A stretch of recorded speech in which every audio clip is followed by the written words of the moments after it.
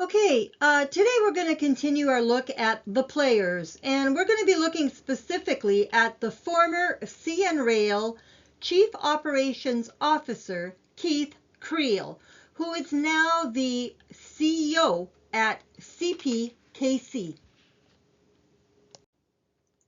Okay, today we're going to continue our look at the players, and we're going to be looking specifically at the former CN Rail Chief Operations Officer, Keith Creel, who is now the CEO at CPKC.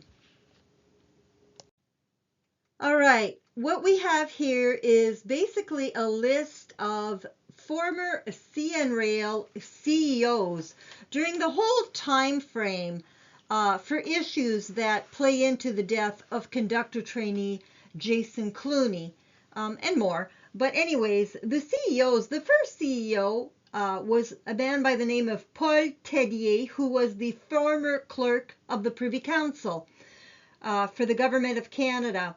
In 1995 to 2002, he was CN Rail CEO.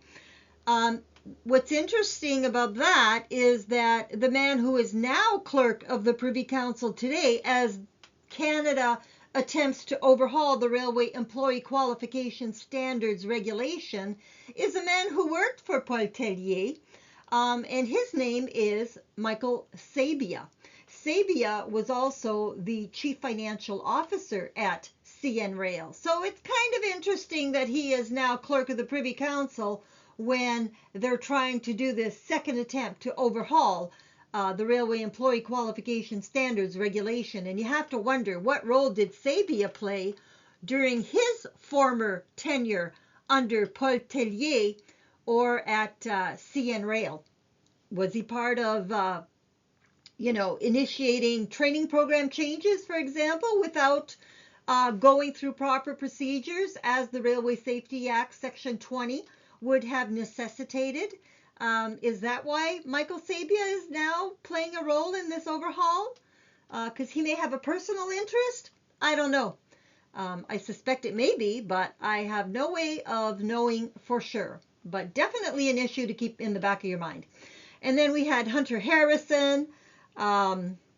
He was the CEO of CN Rail from 2003 to 2009. Then it was a man by the name of Claude Mongeau, who would go on to be Norfolk Southern chairman of the board. Claude Mongeau was CEO when conductor trainee Jason Cluney was killed. In my opinion, that man belongs behind bars. My opinion, you're free to form your own. Then we had Luc Jobin. More deaths under that man. And I may cover some of those later because there's definitely issues with some of those Transportation Safety Board reports. Then we had Jean-Jacques Ruet. And I cannot see how any of these people did not know that there was fake qualifications going on at CN Rail. From the time of Hunter Harrison in 2007 when we had the Mac Yard incident, all the way, in my opinion, to potentially today. Since if you've been fake qualified and you're still at CN Rail, and the Government of Canada knows that there were issues with proper qualifications as far as yard training, whatever, and you haven't been properly retrained, is that an issue? Especially when you go on to become a locomotive engineer, because if you're fake qualified as a conductor, you're fake qualified as a locomotive engineer. Training does not restart from scratch. So huge issue for anybody who was qualified in one of these small terminals or locations that do not count as actual yards. Now, on the other side here, the other block of names, those would have been the chief operations officers also during this time frame. So you had Hunter Harrison from 98 to 2002, which would have been when CN was first well, in 1995, it went to a publicly traded company. And so shortly after that, Harrison became the CEO. Then we had the Chief Operations Officer. Then we had Ed Harris. Then we had Keith Creel. From 2007 to 2010, he was an executive vice president overseeing operations. But I need you to look here. The reason I have an arrow going down to this Google block here, when I did a search, I was looking for a list of who was the COO at CN Rail when the Mackyard incident happened. It was quite a challenge trying to find this. But anyways, you can see here that what I had typed into Google was 2007 CN Rail names new COO, because I knew the one guy had left, Ed Harris, and I wanted to know who was the person who then took over for Ed Harris as Chief Operations Officer, because that person would have been there during the Mackyard incident. And gotta warn you folks, if you look at the green arrow, so you can see what was my search criteria, but then the second green arrow there shows that the AI overview provided the following information. In 2007, CN Rail did not name a new Chief Operating Officer. The position of COO was held by Keith Creel until he became President and CEO in January 2010, when Claude Mongeau took over. Folks, that sentence makes no sense.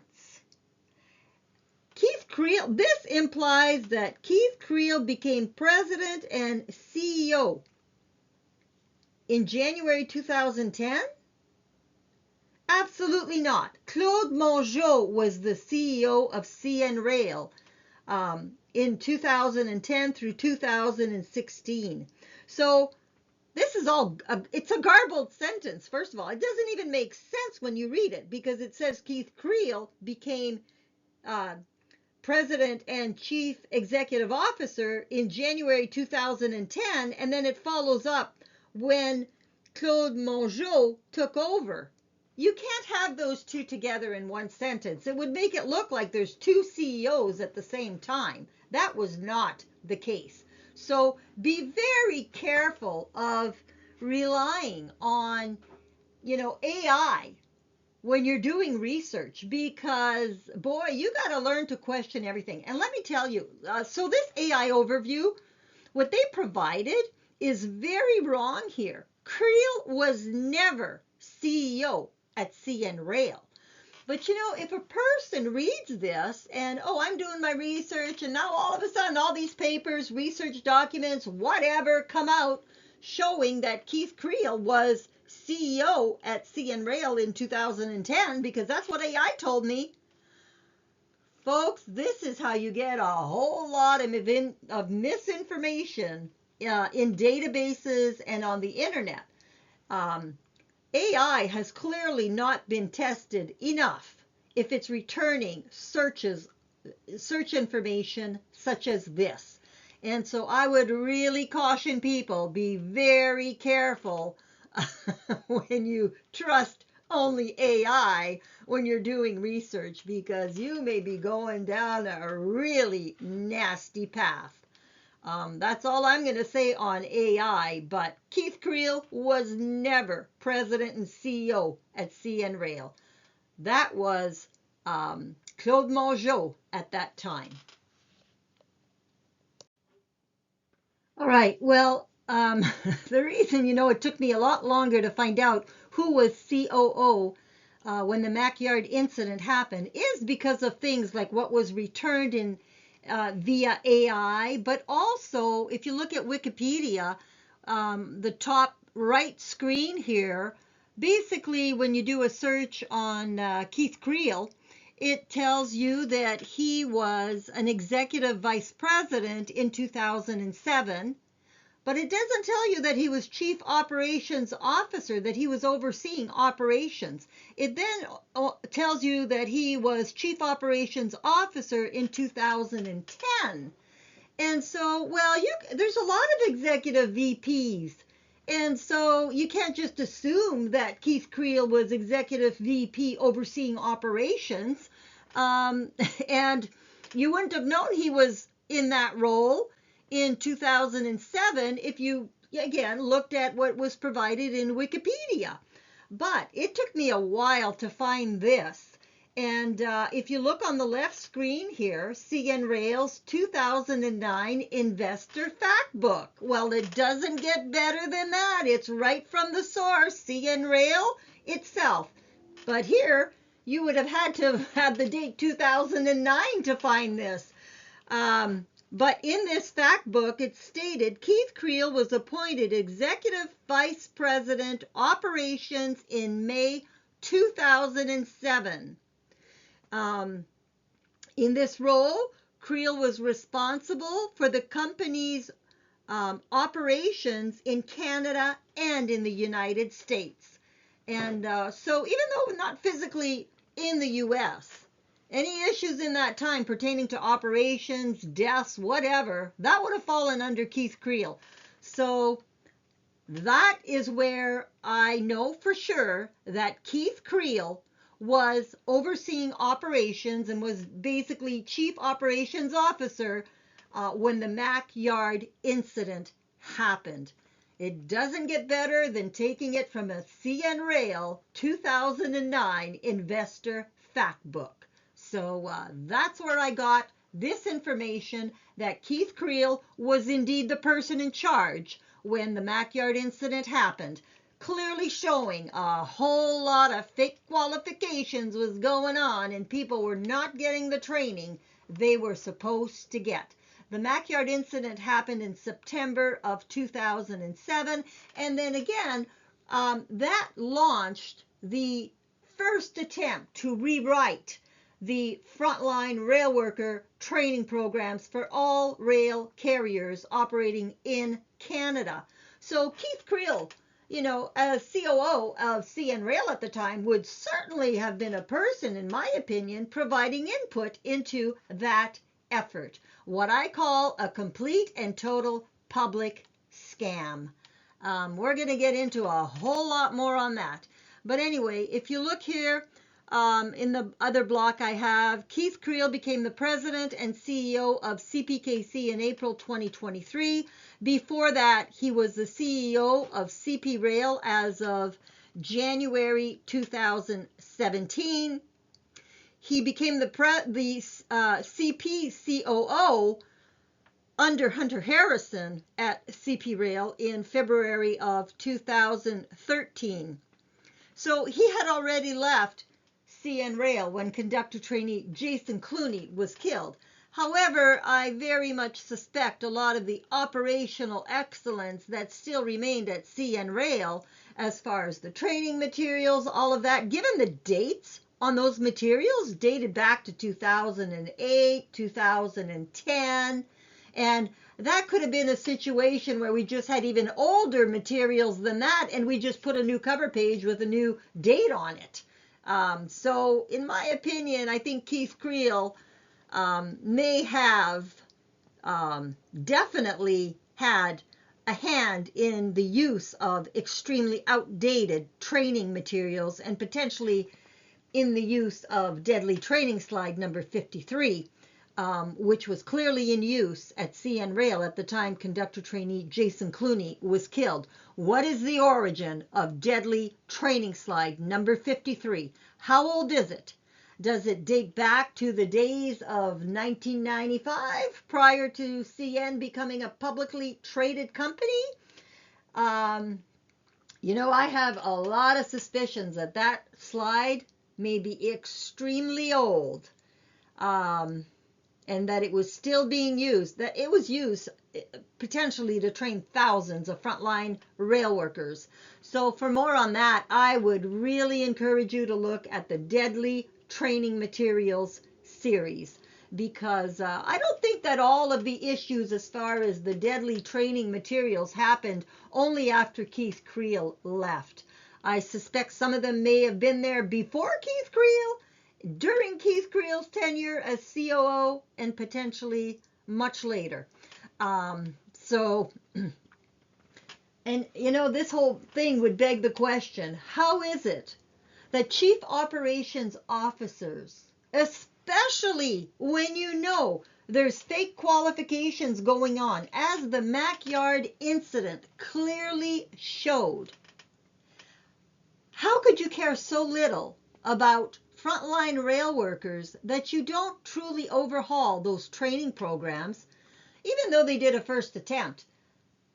To this day, the Railway Employee Qualification Standards Regulation, which is the regulation overseeing those training programs, has never been updated in 38 years. How can you care so little about frontline rail workers, especially when Transport Canada and the rail carriers themselves clearly knew there was fake qualifications going on? But hey, when you're rail partners in crime and you can sweep all that under the carpet and hide it from the public with those story du jour Transportation Safety Board reports, and for more on that, I would refer you to my analysis, my dissection of a rail worker death investigation pertaining to the death of conductor trainee Jason Cluney. But how many of those changes to training programs were done under Keith Creel before Jim Vena took over? But again, Jim Vena, as Chief Operations Officer when conductor trainee Jason Cluney was killed, did you not look at your frontline training programs? Did you not look to see if your systems were properly set up to catch any missing shifts, any missing yard trips, any missing evaluations, etc., especially since CN Rail, after the Mackyard incident, had committed to doing so much to improve the quality of their training programs and tracking and monitoring? All nice on paper, in my opinion, but I don't think any of it ever truly happened. So just my opinion. We're going to move on. All right, so the first table here is taken from the Mackyard Incident Railway Investigation Report. That would be R07T0270. And that table was provided on page 11, and it clearly showed that you were supposed to have a minimum of 45 trial trips, and that it was supposed to be under the supervision of an experienced conductor. In other words, one-on-one training, one person, and it should have been from the beginning to the end of your training.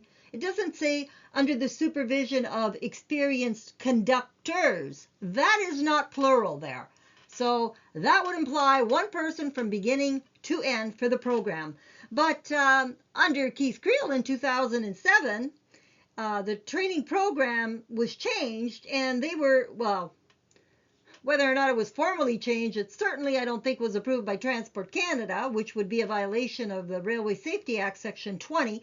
But the training program went from 5 to 6 months to complete to now being completed in 3 to 4 months. So did Keith Creel request that change under the Railway Safety Act, Section 20, making, formally filing his program changes with Transport Canada and waiting for approval prior to field implementation? I seriously doubt it. I asked Transport Canada to give me and the Government of Canada to provide for me all training program changes that had been filed, etc., with the Government of Canada, and boy, I returned nothing, that particular request that I had made to the government. But also, if you look here at the bottom, again, observation trips now counted as trial trips. Well, an observation trip, you're just looking at how things are done. You're not actually completing the work. There is a huge difference between an observation trip and an actual trial trip where you're doing the actual work.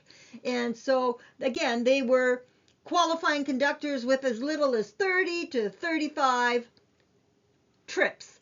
And, if you take out the qualifying trips, if you look at this last block here, this last paragraph from page 14, where it says that the qualified conductor that was involved in the belt pack incident, in the Mackyard incident of September 2007,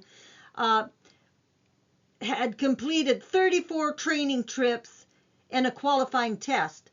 No, those were not training trips, because 34 included the observation trips. This guy only had 22 evaluations on file. And that would mean that, oh, geez, maybe those other 12 would have been the observation trips, about 6 per week. That would be about right. For a 2-week period, that would be 12.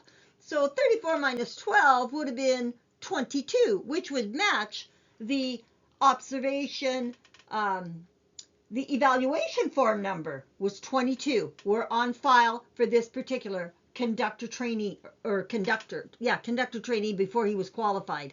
So even though the report says 34 training trips, they're including those observation trips almost as if they are qualifying trips. They're not qualifying trips. They are observation trips.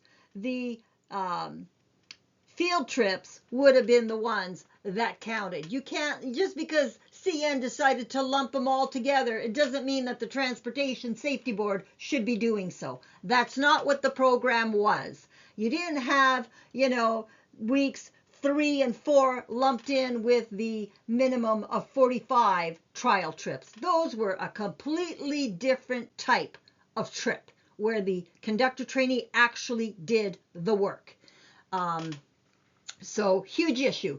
And so Transport Canada, the Transportation Safety Board, and CN under Keith Creel all knew fake qualifications were going on here.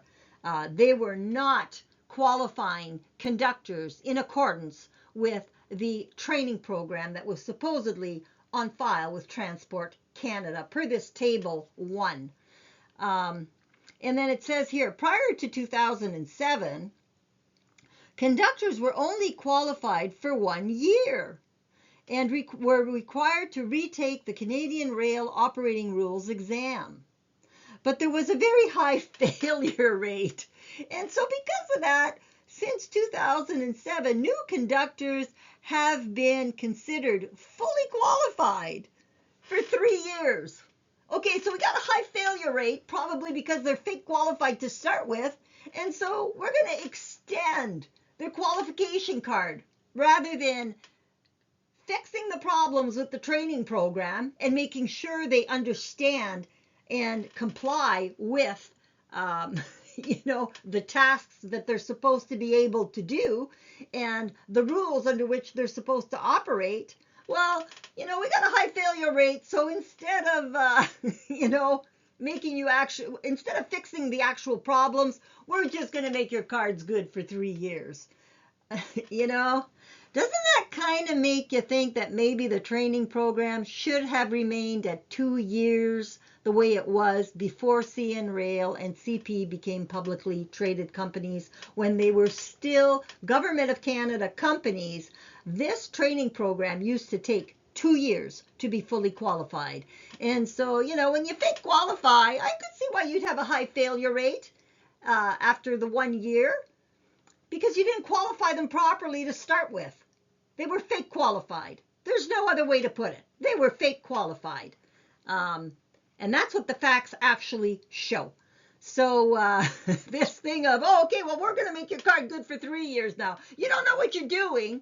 You don't know the rules you're supposed to operate under, but we're going to extend your qualification card to be good for 3 years instead of 1. Is that not the definition of insanity?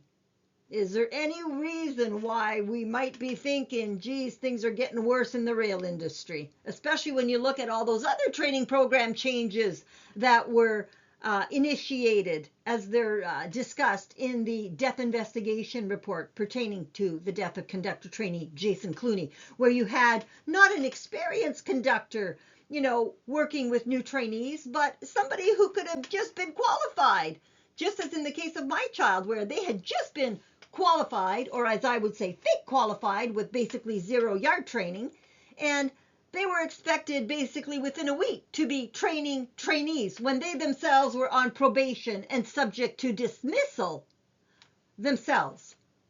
And so all of these changes to training programs would have been,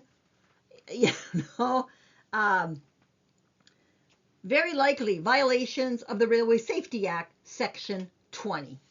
So it is not surprising to see that things are getting worse. in the rail industry, is all I can say, especially when you then put that together with things like the Occupational Health and Safety Tribunal decision tied to the death of conductor trainee Jason Cluney, where extremely dangerous precedents were set by, and folks, we're going to cover that also, but I would very much argue that that hearing decision was prearranged before one word was even heard. And I'll show you why that is when we cover that topic of the Occupational Health and Safety Tribunal of Canada.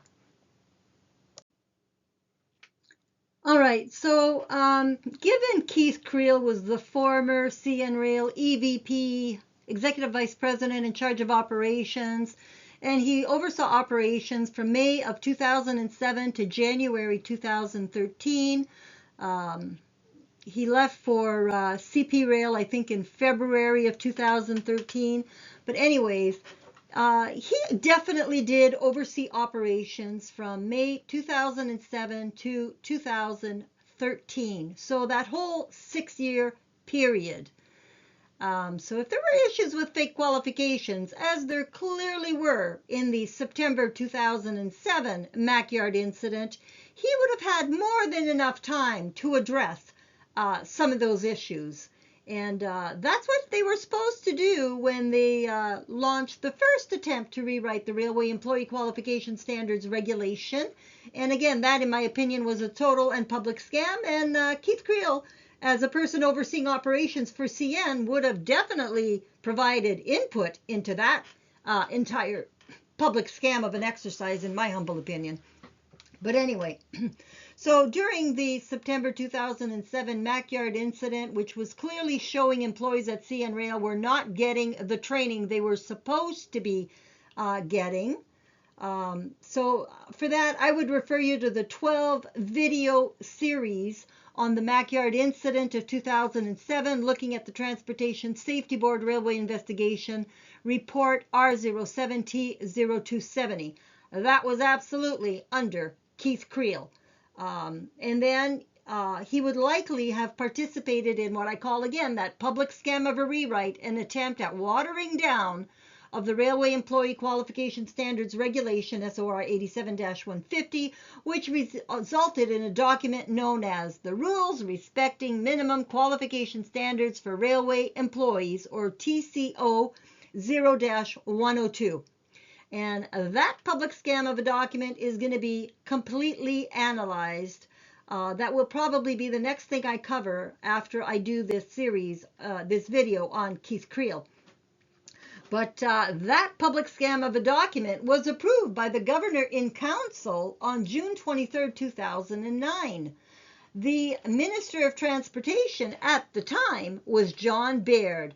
So would it be any surprise to see John Baird, when he left the Government of Canada, would become a board member at CP Rail and then at CPKC, where I believe he still remains. In spite of having, he would have been a party to that Governor in Council approval of that total public scam of a document, which we're going to be covering.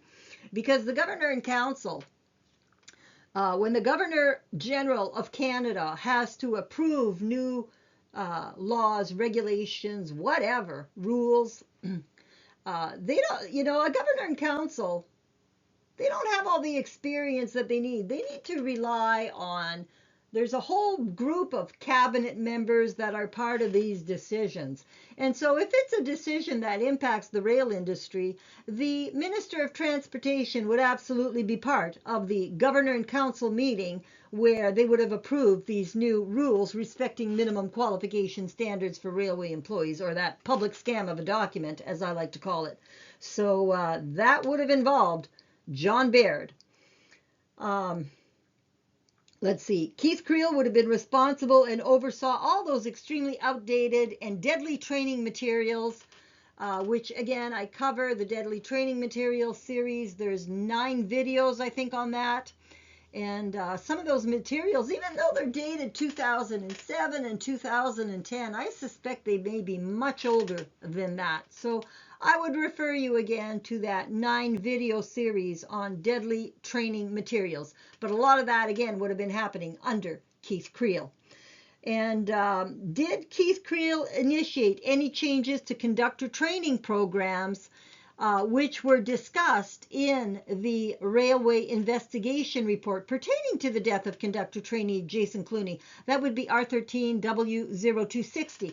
And again, even though Keith Creel had already left CN Rail by the time Jason Cluney was killed, you know, those training program changes, and there are several of them, I suspect that they were not all initiated under Jim Vena from the time that, you know, I think Jason joined CN around May of 2013. And let's see, I believe, so, you know, Keith Creel would have been gone for maybe 4 months. So are we to believe that all these training program changes would have happened under Jim Vena? Or could some of them have happened under Keith Creel? Very likely some of them happened under Keith Creel. And I would argue that these were deadly training program changes. And for that, I would refer you to the analysis of the death investigation report pertaining to the death of conductor trainee Jason Cluney. And that, I think, there's at least 10 to 14 videos there. 4 of them are placed under a different playlist having to do with acts, regulations, you know, knowing the law and stuff. But in the video series that's entitled Brainwashing, I go through the Transportation Safety Board report pertaining to the death of conductor trainee Jason Cluney, and some of that does cover the training program changes that were revealed as having happened at the time, you know, they were in place by the time conductor trainee Jason Cluney had died. So were some of those initiated under Keith Creel? Or were they all initiated under Jim Vena? I doubt they were all initiated under Jim Vena. But Vena was the chief operations officer when conductor trainee Jason Cluney was killed. And he had 0 yard training at the time of his death, but he was on his 58th trip. They only required 45 training trips, but he was on his 58th. Why would that be? Anyways, let's see. We're going to move on here. And by the way, per the Health and Safety Officer report on page 11, conductor trainee Jason Cluney, even though he had been on 58 trips prior to his death, had never been tested in proper switch handling. 58 trips and not tested in proper switch handling. He could have been a qualified conductor by this time. But he had still not been tested in proper switch handling, according to the Health and Safety Officer's report. And that's an 80-page report. There's a lot of issues with that one too, a lot of deceptions and lies. But how can it be that you're not PMRCing or procedures monitoring for regulatory compliance a trainee who's on his 58th trip who had not yet been PMRC'd in switch handling, especially when evaluations show that he had problems with switching operations?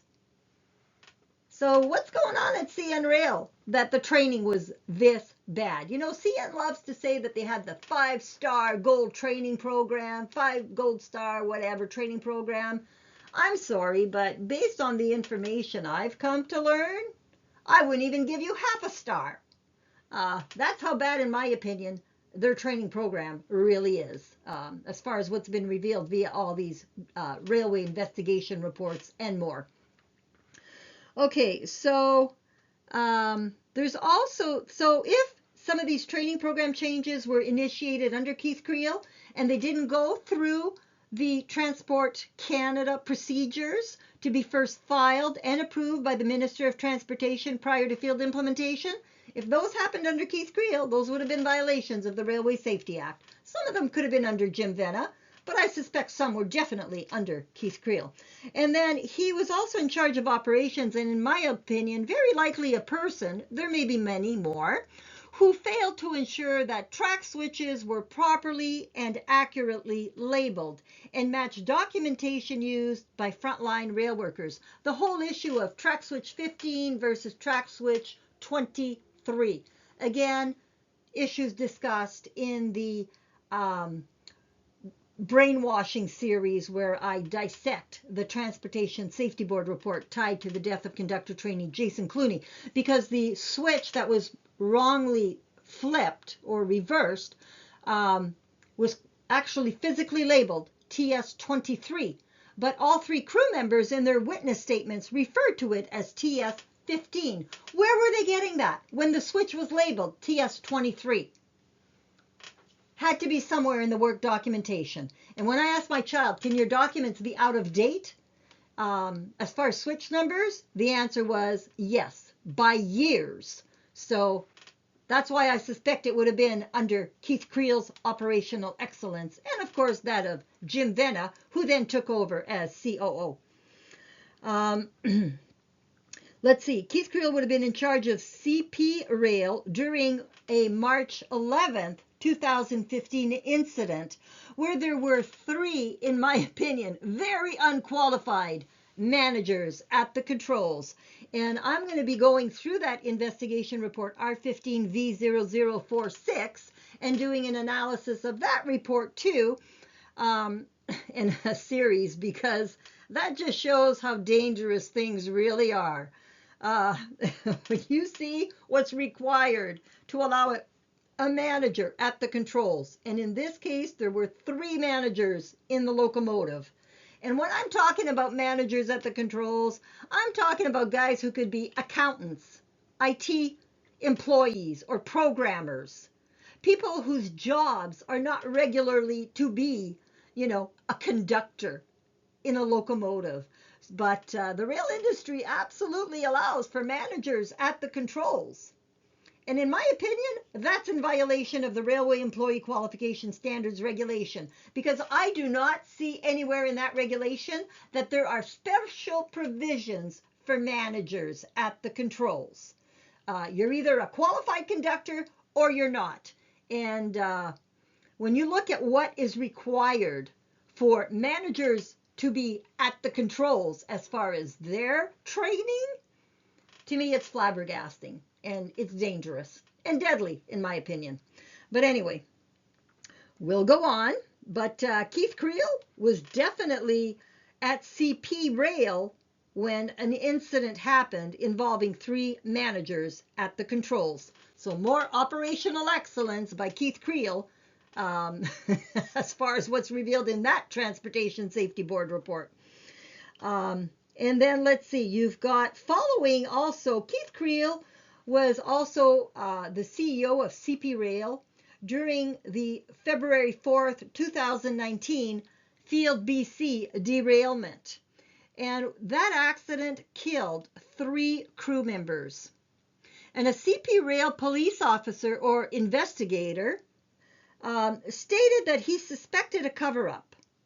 And there's part of the CBC News article is provided for you below here with the link for that if you care to go read that article. The CBC is the Canada Broadcasting Corporation. It's the propaganda arm of the government of Canada, basically. It's the taxpayer-funded media for the government of Canada. But anyways, this police officer, who was a CP Rail Police under Keith Creel, had stated that he suspected a cover-up because he was ordered to stop investigating. Okay, well, who would have told a CP Police Rail officer to stop investigating, stop talking to witnesses, whatever? Who would have told him that? And who would have had the authority to override that if indeed there was no cover-up? Would the CEO of the company at the time, Keith Creel, not have the authority to tell this CP Rail police officer, keep doing your job, keep doing your investigation the way it needs to be done? Why would the CEO not say, forget whoever's told you to stop investigating, do your job? Unless maybe the person telling you to stop investigating is the CEO himself, or, his one of his people, like his chief operations officer. But again, if you're a CP Rail police officer and you're telling this to the press, would the CEO not come out and say, keep doing your job and do it properly? Talk to the witnesses, whatever. But that's not what seemed to be happening. And this whole issue, I believe, is still in court. I think the families are still suing CP Rail over this particular derailment and incident that killed 3 rail workers. So, and again, there's another thing you need to remember. Should you believe everything, the CP derailment pertaining to this particular derailment, that report's out now by the Transportation Safety Board. But geez, do you think that families should believe everything they read in a Transportation Safety Board report when we clearly know of rail partners in crime?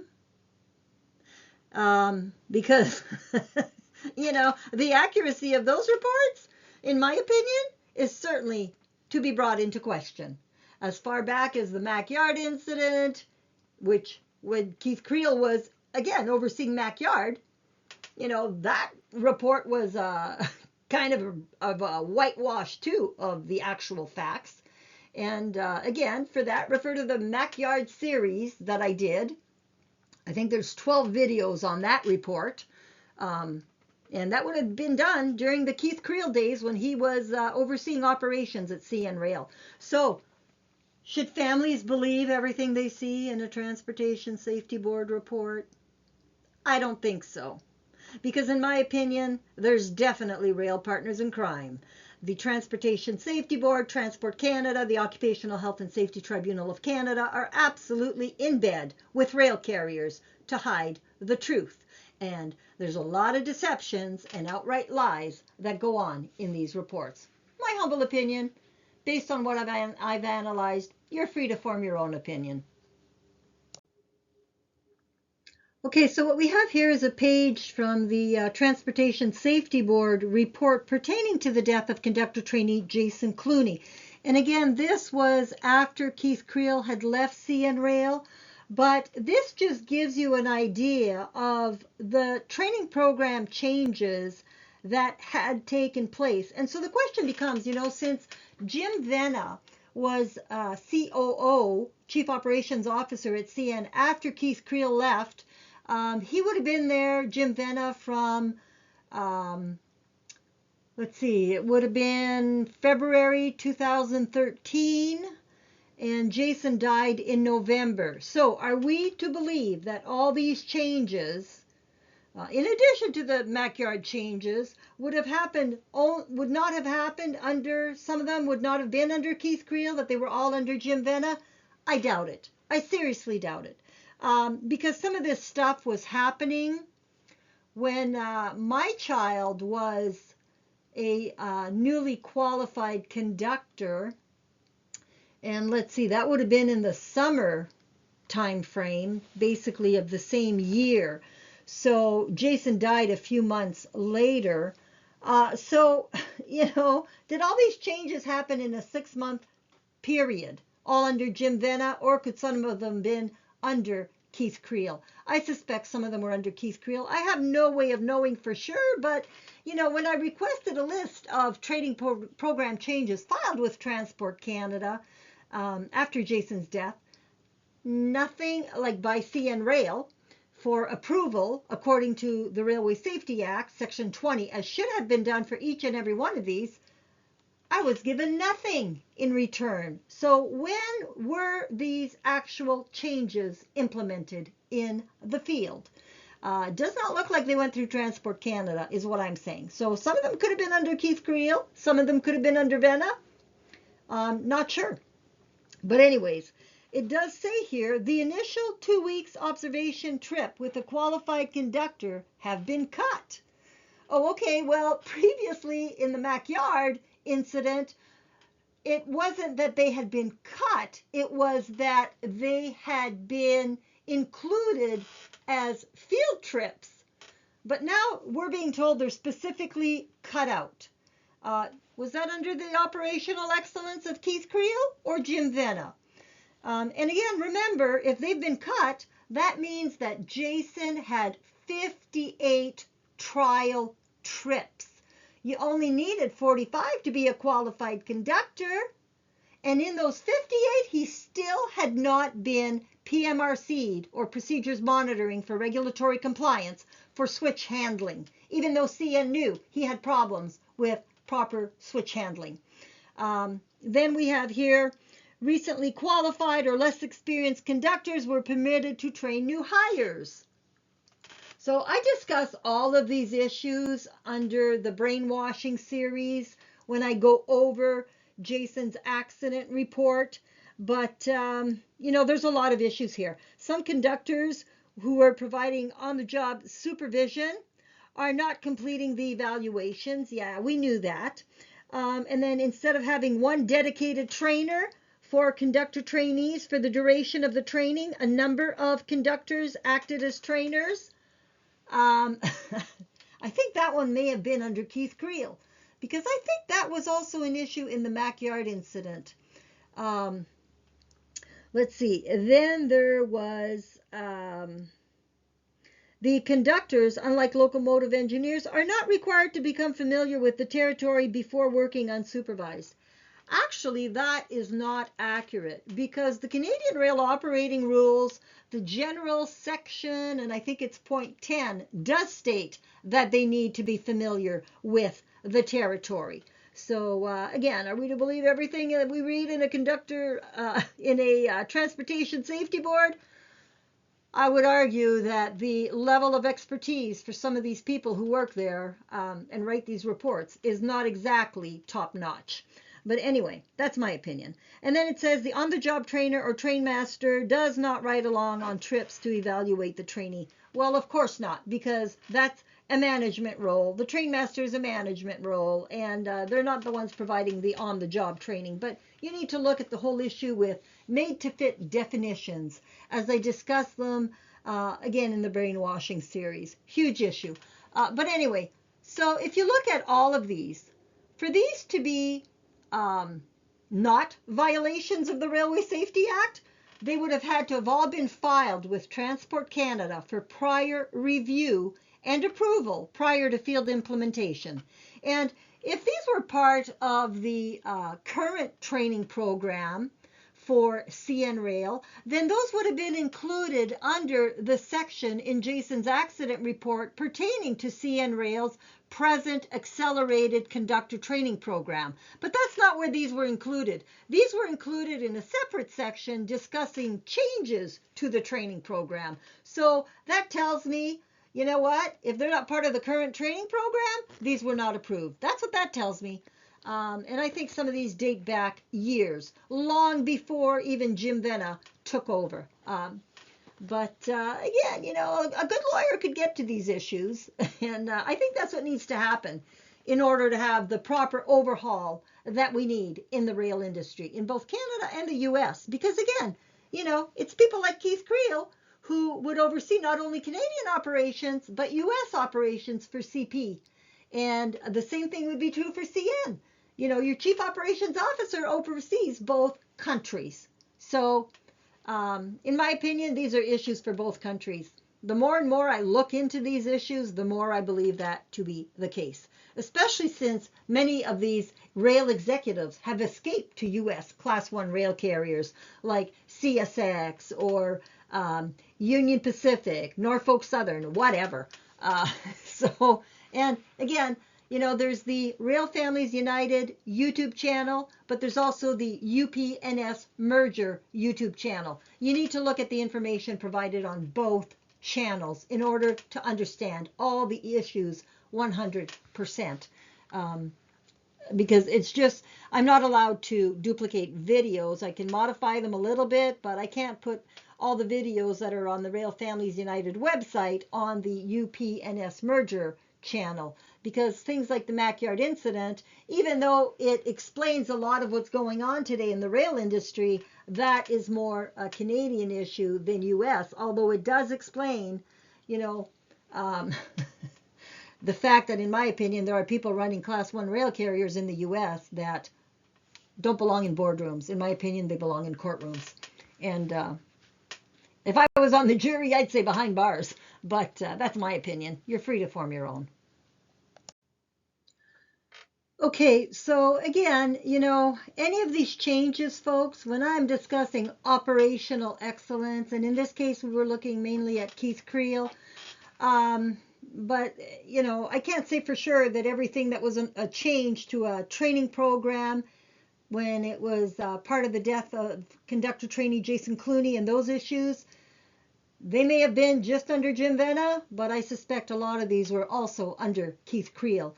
But again, people just need to understand the issues, because any changes to training programs that were not first filed and reviewed and approved by Transport Canada, if they were just implemented in the field, you know, like maybe managers at the controls, they better have a training program for managers at the controls on file with Transport Canada for that issue, because I think most people looking at that will be flabbergasted when I do that series on managers at the controls.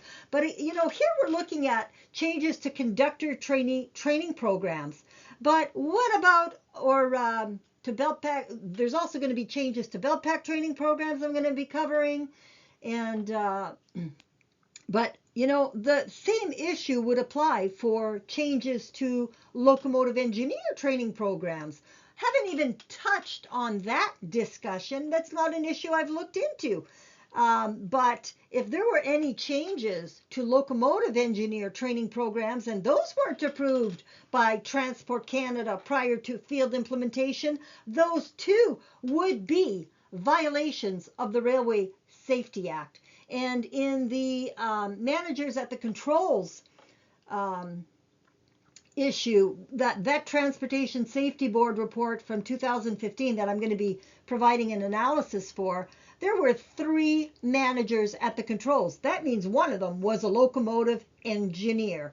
And so the whole issue is not limited to just conductors. It would be, we need to look at training programs for locomotive engineers, for hustlers, for yard foremen, whatever. Any changes that were not approved by Transport Canada, if those have to do with frontline rail worker training programs, if they did not get filed and approved by Transport Canada first, before field implementations, they would have all been violations of the Railway Safety Act by the likes of Keith Creel, Jim Vena, and others, you know, all the way up to the CEOs. So that's the issue here. And so, you know, now that Transport Canada knows this is your year of disclosure, because I've told them this is going to be your year of disclosure, they're now in a hurry, and I told them that last year, to overhaul the Railway Employee Qualification Standards Regulation, or SOR 87-150. That exercise, you know, it was amazingly appeared in the Canada Gazette when, you know, the weekend that Chrystia Freeland threw Trudeau under the bus. You know, I think that was all a perfectly orchestrated thing. And for more on that, I would encourage you to look at the players and specifically my video on Chrystia Freeland. I think it's rather eye-opening, in my opinion.